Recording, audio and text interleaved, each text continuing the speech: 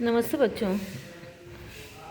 ये तुम्हारा पाठ 16 है देशभक्त पुरु, जो हम लोगों ने एक नाटक की तरह पढ़ा, बहुत सारे संवाद के साथ। इसमें हम लोग व्याकरण का पढ़ेंगे, संयुक्त क्रिया एवं रंजक क्रिया। साथ में पढ़ना है समुच्चय बोधक अव्यय। ठीक है, तो संयुक्त का मतलब ही होता है जुड़ा हुआ।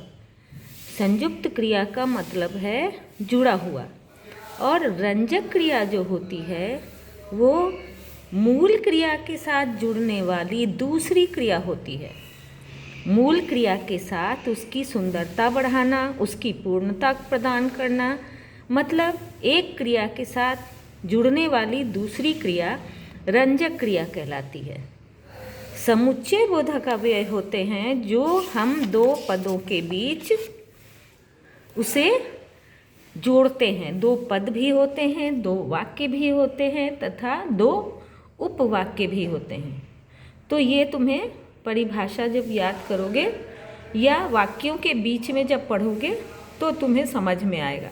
इन सब की परिभाषा हमें याद करनी है ताकि हम लोग अच्छे से इसके अभ्यास को पूरा कर सकें।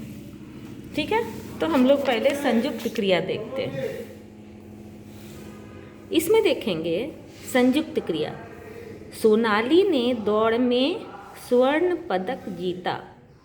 एक क्रिया दौड़, दूसरी क्रिया जीता। पुष्पा ने राखी को सबक सिखाया। यहाँ सिखाया। मैं उसके घर पहुँचा।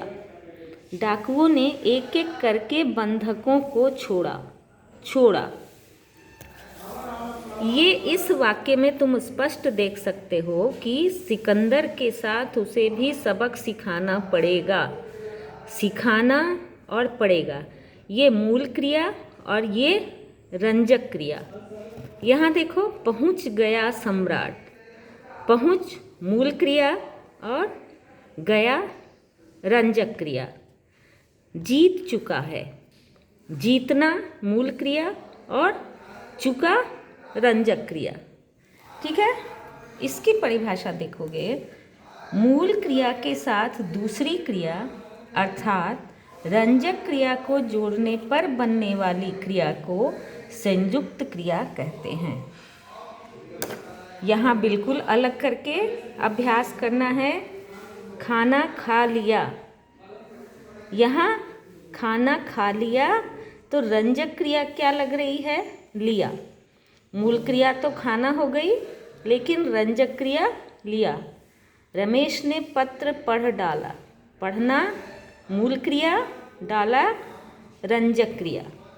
सोहन डरावना सपना देखकर डर गया। डरना मूल क्रिया और गया रंजक क्रिया। साहिल की माताजी लौट आई। लौटना मूल क्रिया और आई रंजक क्रिया। नसरीन ने कहा, बच्चों बैठ जाओ। बैठना मूल क्रिया और जाना रंजक क्रिया। तो ये तुम्हारी थी मूल क्रिया और रंजक क्रिया के बीच का अंतर। ठीक है, इसमें अब देखिए समुच्चय बोधक अव्यय किसे कहते हैं।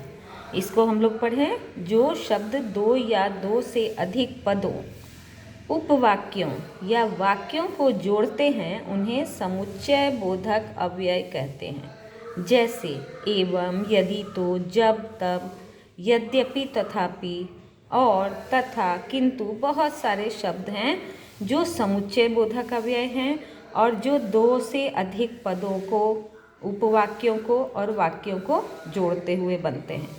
तो यहाँ एक उदाहरण हम लोग देख लें। यहाँ कुछ समुच्चय बोधक अव्यय दिए हुए हैं जो शब्दों को सही वाक्य में सही जगह पे उसे लिखकर हमें वाक्य को सही करना है। जैसे सुरेश को बुखार था, फिर भी वह स्कूल गया। नेहा और श्वेता बगीचे में घूम रही थी। मैंने उसे बहुत समझाया लेकिन उसकी समझ में कुछ नहीं आया। आप चाय पसंद करेंगे या कॉफ़ी? डॉक्टर साहब एक रोगी की जांच कर रहे थे, इसलिए वे टेलीफोन ना सुन सके। यदि आप घर आएँ तो मिठाई ज़रूर लेते जाएं।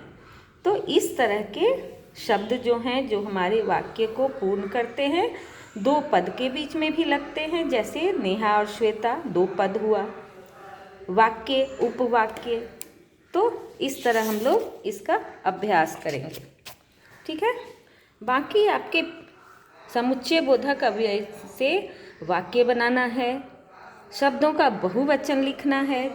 यहाँ आपके शब्द दिए गए हैं एक वचन में और आपको बहुवचन में करना है, तो इन सब का अभ्यास कीजिए।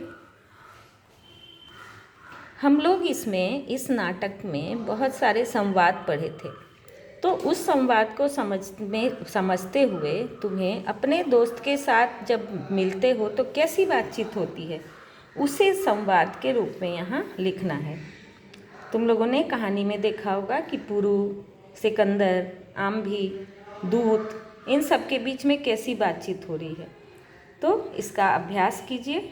मिलते हैं फिर अगले कक्षा में। Bye bye.